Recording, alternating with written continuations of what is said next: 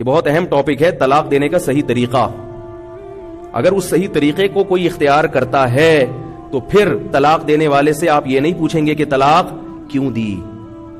وہ صحیح طریقہ کیا ہے جو قرآن اور سنت نے بیان کیا، جس پر اجماع ہے کہ عورت جب حیض سے پاک ہوتی ہے،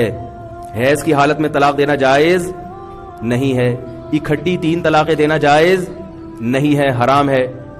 جب حیض سے عورت پاک ہوگی تو آپ اس سے ہم بستری نہیں کر سکتے اگر آپ نے طلاق دینے کا ارادہ کیا ہوا ہے۔ بات آ رہی ہے سمجھ میں؟ بلکہ میں شروع سے پورا ہی پروسیس بیان کرتا ہوں جو قرآن نے بیان کیا۔ اللہ فرماتے ہیں کہ اگر زوجین میں اختلاف ہو رہا ہے، مرد یہ سمجھتا ہے، یہ پورا سبق کی طرح یاد کر لیں، یہ جو ابھی میں شروع کر رہا ہوں نا، پورا پروسیس طلاق کا ہے کیا اسلام میں، وہ اچھی طرح سے سمجھ لیں تو وہ آپ کو پتا چل جائے گا کہ اسلام میں اگر اس پروسیس سے گزر کے طلاق دی جائے تو وہ طلاق معیوب، بولو بھائی، نہیں۔ سب سے پہلی بات یہ کہ اللہ تعالیٰ فرماتے ہیں کہ اگر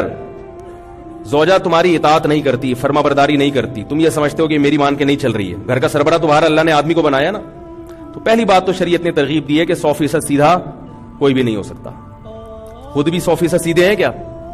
تو بیوی ایسی لے کر آئیں کہ وہ بالکل تیر کی طرح سیدھی ہو، یہ ممکن؟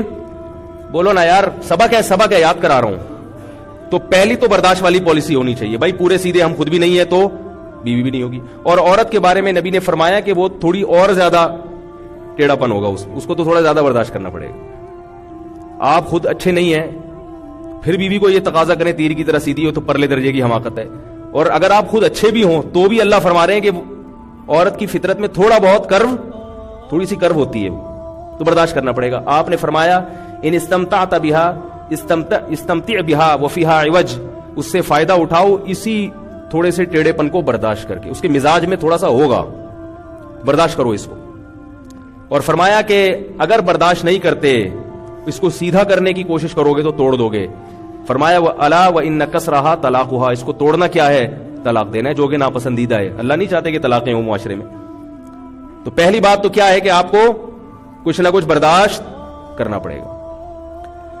اب معاملہ ہو رہا ہے آپ کے لیے ناقابل برداشت کے، بھائی ہم تو چاہے تھے تھوڑا بہت تو خامیاں ہر ایک میں ہوتی ہیں، یہ تو ایسے ہے کہ ہم اور ٹیڑھے میڑھے ہونے لگے ہیں، عبرت کا نشان بن رہے ہیں معاشرے میں، زیادہ ہی مسئلہ خراب ہو رہا ہے۔ تو اللہ نے فرمایا عظوہن، محبت سے بیٹھ کے کاؤنسلنگ کرو، سمجھاؤ، ہر وقت ڈانٹ ڈپٹ کر کے سر پہ مسلط ہو جانا، تمیز سے بیٹھ کے بیگم کو سمجھاؤ محبت سے۔ آج تمیز سے بیٹھ کے نہیں سمجھاتے، تانے دینا شروع کر دیتے ہیں۔ جیسے وہ کھانا نہیں پکاتی نا اگر صحیح، کہ تمہارے باپ نے تمہاری ماں نے تمہیں کھانے کا طریقہ نہیں سکھایا، کھانا یہ اسٹائل ہوتا ہے سمجھانے کا، تمہاری ماں نے تمہیں کھانا پکانے کا طریقہ، ابے یار آپ لوگ تو کچھ تو بولو یار، اللہ کا واسطہ ہے یار، تھوڑا سا چہروں سے تو ظاہر کرو نا بھائی۔ دیکھو وہ بیوی کو سمجھاتے کیسے ہیں، کھانا اس نے خراب بنا لیا، نمک تیز کر دیا یا کچھ نہیں گلے بینگن صحیح طریقے سے، تو یہ اسٹائل ہے کاؤنسلنگ کا، تمہاری ماں نے تمہیں کھانے پکانے کا طریقہ، تو اگر وہ شریف خاندان سے ہوگی تو یہ جملہ ہضم نہیں کرے گی، اس نے کبھی اس قسم کے الٹے سیدھے تانے، ہاں اگر وہ اسی طرح کے خاندان سے ہے کہ اس کو ہر وقت کسی قسم کی بات ہے تو کہے گی تھینک یو، آپ اتنے اچھے آدمی، اتنی خوبصورت اخلاق ہیں آپ کے، ہیں بھائی۔ اگر وہ اچھے خاندان کی ہوگی جن کے ہاں تمیز سے بات کرنے کا رواج ہوگا تو وہ تب جائے گی اندر سے، اس کی آگ لگ جائے گی۔ یہ کوئی طریقہ ہے بھائی کسی کو بات سمجھانے کا؟ تمہاری ماں نے کھانا پکانے کا طریقہ نہیں سمجھایا، پورے ماں باپ پہ چلے گئے فوراً، یہ کون سا اتنا بڑا مسئلہ ہو گیا بھائی؟ تو تمیز سے آدمی کا دمدا دے کہ بیگم ماشاءاللہ بہت اچھا بنایا ہے، یوٹیوب پہ ایک ویڈیو ہے وہ دیکھو تو اور اچھا بنا سکتی ہو، زبردست ہو جائے گا۔ پھر اس طرح سے بھی تو بات ہو سکتی ہے نا، یوٹیوب پہ ایک ویڈیو میں تمہیں دکھاؤں گا کیونکہ تمہارے اندر وہ گٹس ہیں، مجھے بینگن سے لگ رہا ہے، مجھے یہ آلو کی جو شیپ ہے نا اس سے لگ رہا ہے کہ تمہارے اندر گٹس ہیں، تھوڑا سا ایک اور یونیک قسم کا ایک طریقہ ہے وہ اگر سیکھ لو، یہ بھی تو طریقہ ہوتا ہے نا۔ تانے دینا شروع کر دیتے ہیں، ساسیں عجیب عجیب اسٹائل میں بات کرتی ہوں، کیا میں ساسوں کی نقل اتاروں؟ ساسیں تمیز سے بات نہیں کریں گی، کیا آئیے اس کو تمیز ہی نہیں ہے، تو آپ اس سے پہلی بات کیا کریں، محبت سے بات کر لیں۔